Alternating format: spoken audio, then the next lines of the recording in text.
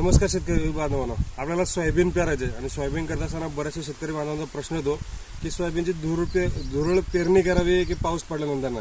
या ठिकाणी पाऊस येणाऱ्या 4 दिवसांमध्ये सक्रिय होतोय, त्यामुळे चांगली आनंदाची गोष्ट आहे. तर धुरळ पेरणी करत असताना बऱ्याच शेतकरी बांधवांचा प्रश्न येतो की धुरळ पेरणी असेल किंवा पेरणी झाल्यानंतर ना या ठिकाणी जे तण उगवणार आहे, आपल्याला उत्पादन चांगलं जर वाढलं पाहिजे तर कुठली तणनाशक वापरणं गरजेचं आहे. त्या ठिकाणी तुम्ही पाठीमागे बघता जे कोरडवाहू पीक असेल, आपलं कोरडवाहू जे आपली जमीन असेल किंवा ही जी जमीन आहे ह्या जमिनीमध्ये आपल्याला तणनाशक मारायचे आहे. तर तणनाशक मारत असताना या ठिकाणी आपण ऑक्झिफ्लोरोक्विन 23.5% अर्थात आपण या ठिकाणी गोल हे आपल्याला वापरायचे.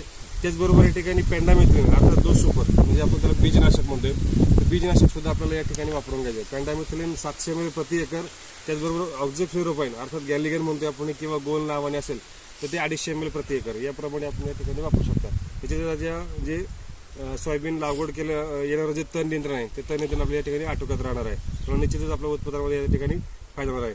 निश्चितच ही माहिती आवडली असेल, आवडल्यास व्हिडिओला लाईक करा, शेअर करा, आपल्या शेतकरी बांधवांना पाठवा. धन्यवाद.